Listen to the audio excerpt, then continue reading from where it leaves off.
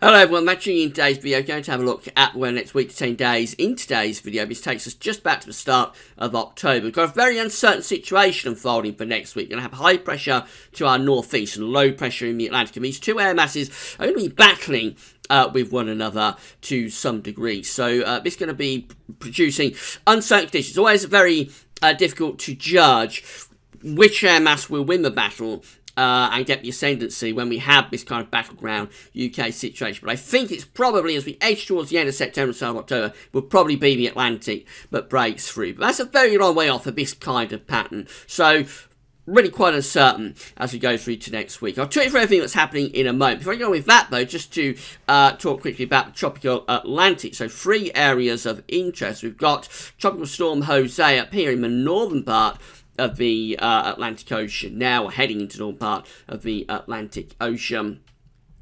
That's off the east coast of America, and it is a weakening system, although it still is a tropical storm, so it's still producing quite a lot of heavy rain and some strong winds as well. This area just here is a disturbance area of thunderstorms. That was former Tropical Storm Lee. I say now just an area of thunderstorm. You need to keep an eye on it because it might develop into something later on, but at the moment, not really doing a great deal, just some thunderstorms there in the waters of the tropical Atlantic. And then the main story, of course, is Hurricane Maria. That's heading through the Dominican Republic now as a Category 3 hurricane. And this is forecast to stay as a Category 3 hurricane for the next couple of days as it pushes northwards, and then probably weakening as we get through into the weekend. So this is producing, I say it's a Category 3 hurricane, so it's producing sustained winds of 115 miles an hour, copious amounts of rain as well, of course, bringing really quite devastating weather to the Dominican Republic. And they're still cleaning up after Hurricane Irma, of course, badly hit them a few days ago. Now they've got Maria to contend with. So really nasty weather still going on in the Caribbean. This is the forecast from the National Hurricane Center for Hurricane Maria. That's its current position around the Dominican Republic. It's forecast not to go any further into the Caribbean. It shouldn't go much further into the Caribbean. So Cuba is probably going to be safe, as will Jamaica, and Florida should stay out of trouble with this one as well. It's forecast to curve more or less northwards, probably affecting parts of the Bahamas as we get through into the weekend just there, and then pushing further northwards, maybe affecting Bermuda by the early part of next week, by which time it's going down to a Category 1 or a Category 2 hurricane. But for the next couple of days, certainly up to Sunday anyway, looks like it will maintain its strength at a Category 3 at the very least. So quite nasty weather still going on through the tropical Atlantic and the Caribbean at the moment. Right, have a look at the Arctic Oscillation next. This is the Arctic Oscillation observed and forecast chart. We can go right way back to the start of the summer with this just here. The black line here tells us where we've been with the Arctic Oscillation. The red line's at the end where the Arctic Oscillation is forecast to go. Now, this is just an index that's reflecting the state of the atmosphere over the North Pole. It's not driving anything, it just tells you what the atmosphere is doing, or what the atmosphere has been doing, and what the GFS ensembles are forecasting the atmosphere to do. When the Arctic Oscillation is positive, as it has been really since the start of the summer, around here it went positive, and stayed positive pretty much through the summer into September as well. When the Arctic Oscillation is positive, it tells you that you've got low pressure up over the pole. When the Arctic Oscillation goes negative, it tells you you've got high pressure up over the pole. You've got blocking over the pole. And blocking can be the route to pushing out cool air from the Arctic down into the mid-latitude. So particularly in winter, one of the things we look at to see whether we might get some colder weather. Now, you'll notice that the current position of the Arctic Oscillation is just here. So we're already a little bit on the negative side, this being neutral, of course, just here. The Arctic Oscillation is forecast to go increasingly negative through to the end of September and start of October. Just here, this is 1st of October there. GFS ensembles are forecasting the Arctic Oscillation to go increasingly into negative territory. So this tells us we are probably forming some sort of blocking over par. The the issue will be where exactly that blocking is going to be sitting. There's no sign of anything particularly cool or cold coming up for us at the moment. Actually, next week could be quite warm at times, but interesting that we're beginning to see the Arctic oscillation trending into negative territory. The AO does tend to move in blocks of sort of 3 or 4 months, 2, 3, 4 months. So if this is the start of a long-term trend into a negative Arctic oscillation, this might carry on certainly into November, maybe even into December, which would be quite interesting, of course.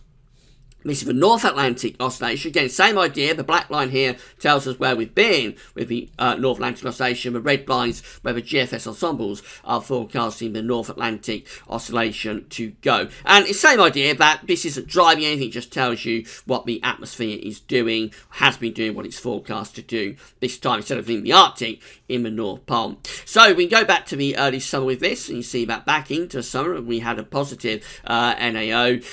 Things changed around late July when we went negative with the North Atlantic oscillation, and that carried on into the start of September before went positive, and then it's gone negative again. So a bit up and down, but the overall theme, I think, since around the last stages of July, is that it had been negative, really, with the North Atlantic oscillation. GFS ensembles are forecasting a bit of a recovery to take place with the NAO. Quite interesting, as the Arctic oscillation going negative, we've got the North Atlantic oscillation beginning to go a little bit more positive. However, there are several members of the GFS ensembles, and probably more of them later on, but are going back into negative territory. So I think this recovery in the NAO, if that's what happens over the coming few days, probably only going to be temporary, and as we head towards the end of October, we may well find the NAO also going back to negative again. So we might get both the indexes by the start of October, the AO and the NAO going into negative territory. This might be a signal for something colder, or certainly cooler, coming up for the start of October. We'll have to keep an eye on that and see exactly where that high pressure is going to be sitting over the North Pole. This is the latest Central England temperature, provisional up to yesterday, 20th of September. So currently standing at 13.5 degrees, an anomaly around half a degree cooler than average. It has been quite a cool September so far, but we might see this lifting up a little bit over the next few days as a little bit of a recovery starts to take place in the temperature, particularly over the weekend and into the start of next week. Overall, not expecting a big deviation this month from average. These are the GFS temperature. These are the 500 millibar height anomaly flow charts for the next week to 10 days. We've got the ECMWF here on the top, and the GFS, which have a look at in a moment, is on the bottom. 500 millibars, 80,000 feet is an area in the atmosphere. High pressure and low pressure are being moved around by the jet stream running above. Blue extrapolates to low pressure, and red extrapolates to high pressure. This taking us into the start of October, so we find we've got a big area of above average height sitting to our east and to our northeast as well. This is tying in, I think, with the reason that the Arctic oscillation is going increasingly negative. This large ridge here up towards the northeast. Now, with the trough in the Atlantic, what we're doing with the flow and with the jet stream, and it is a battle. We've got this trough in the Atlantic, we've got the ridge up to the northeast. So what we're doing with the flow and the jet stream is something like that. This will pull down quite cold air into parts of Russia, by the way, so we might see some early snow cover beginning to appear in this area just here. For us, actually, we're on the warm side for the time being, anyway. Going to be on the warm side of this trough and ridge, so our temperatures are probably going to be reasonably mild next week, with the air coming up from the south and in from the southwest as well. But all the time, this low pressure in the Atlantic will be putting the ridge under strain. And I think by the time you get through to the very end of September, start of October,